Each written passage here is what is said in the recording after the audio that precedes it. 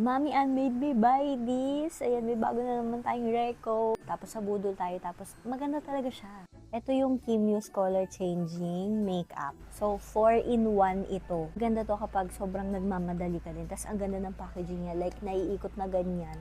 Tapos, ito ay primer, foundation, perfector, concealer in one na. Medyo nakakatuwa lang kasi kapag nilagay mo siya dito sa skin nyo, color white siyang ganyan, nagulat ako. Pero pag binblend-blend nyo naman siya, nag-a-adjust siya dun sa skin tone nyo. Kaya nakakatuwa, 'di ba? And lightweight lang siya and also long-lasting and blendable. Tapos may para siyang pagka-glowy na texture.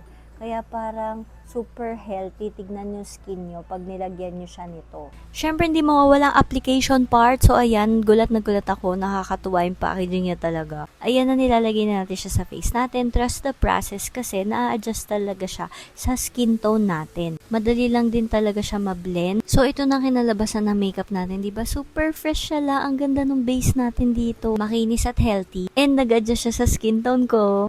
Ang shade ko pala dito ay 02. So, kung shade twin tayo, like light to medium skin tone with neutral undertone, ito ang shade na para sa inyo. So, lalagay ko siya dyan sa yellow basket.